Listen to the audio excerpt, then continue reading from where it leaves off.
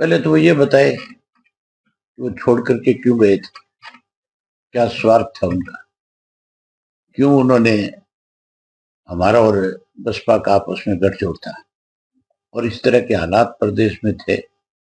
हर Indian National Lokdal party के कार्यकर्ता के मन में ये बात थी कि अब की बार हम सत्ता में आएंगे, राज बनाएंगे। इन्होंने अनुशासनहीनता क्यों करी और क्यों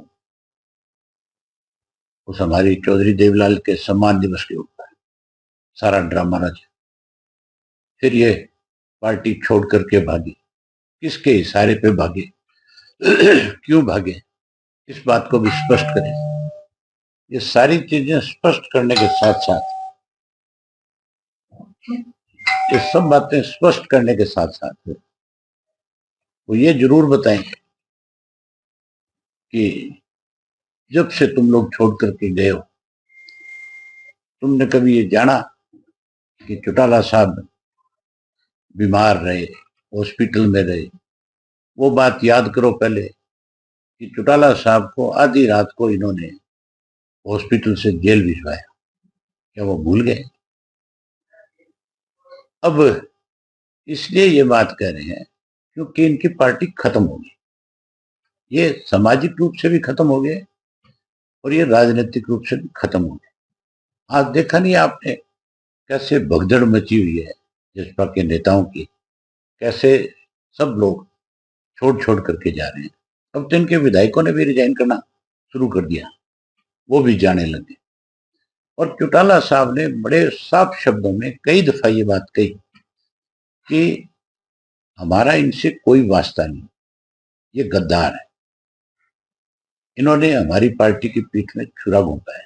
चौटाला साहब के साथ इन्होंने दगा किया, धोखा किया, जिनकी वजह से इनका राजनीतिक कैरियर बना। चौटाला साहब की वजह से ही अजय सिंह एमपी बना, चौटाला साहब की वजह से अजय सिंह राज्यसभा का मेंबर बना, चौटाला साहब की वजह से एमएलए बना, उसकी वाइफ एमएलए बनी, उसका बेटा एमपी बना। ये सारी की सारी देन इंडियन नेशनल लोकदल पार्टी की थी। अब की बार अपने दम के ऊपर 10 सीट जीत के आए थे।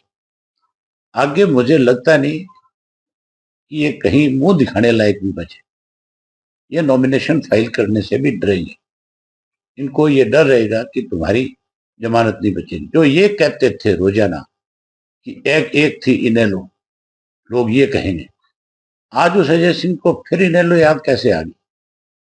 आज वो फिर ये कैसे कहते हैं कि हमें बुलाए तो आज हम चले जाए? उनको कहो कि तुम्हारे जो बोल थे, जो शब्द तुमने बोले थे, पहले उनको ध्यान दो कि क्या कहा था। तुम किस बेशर्मी पे चले गए थे, तुमने किस तरह से इस प्रदेश को दोनों हाथों से लूटने का काम किया। अब जब तुम्हारा असली चेहरा बेनकाब हो गया, अब जब तुम कहीं जाते हो तो लोग तुम्हारा विरोध करते हैं, लोग तुम्हें घुसने नहीं देते, लोग तुम्हें इतनी भद्दी भद्दी गालियां देते हैं जिनको मैं भी अगर देखता हूँ सोशल मीडिया पे तो मुझे भी बहुत शर्म आती है कि किस परिवार को कौन किस तरह की गाली दे रहा है। एक वक्त था कि चौधरी देवलाल के परिवार का अगर कोई नाम ले लेता था गलत तो लोग उसका गला पकड़ लेते थे, और इनकी वजह से आज सारा दिन लोग गालियां देते हैं। ऐसे लोगों के लिए इंडियन नेशनल लोकदल पार्टी में कोई जगह नहीं है। चौटाला साहब के पास भी इन लोगों की कोई जगह नहीं है। चौटाला साहब तो अनेक बार प्रेस के लोगों ने उनसे पूछा कि क्या दुष्यंत को आप अपनी पार्टी में शामिल करोगे, उन्होंने साफ मना कर दिया था कि नहीं, कभी नहीं हो सकता। ऐसे लोग जिन्होंने पार्टी को तोड़ने का काम किया, जो स्वार्थी थे, जो बेईमान थे, जिन्होंने लूटने का काम किया है, हम ऐसे लोगों को अपनी पार्टी में नहीं लेंगे। ये अनुशासनहीन लोग थे।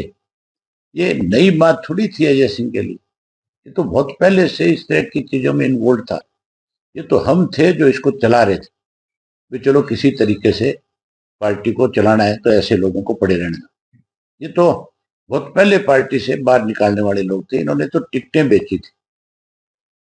आज इस तरह की बात कह करके अपनी भगदड़ को रोकना चाहता है। ये भगदड़ रुकने वाली नहीं है।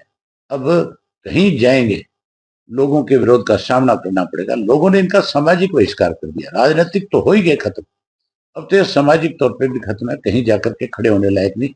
क्योंकि इन्होंने चौधरी देवीलाल को, जिस आदमी ने बहुत बड़ा नाम कमाया था, ये उस पर कलंक है, ये उसका फोटो लगाते हैं, इनको अधिकार नहीं है।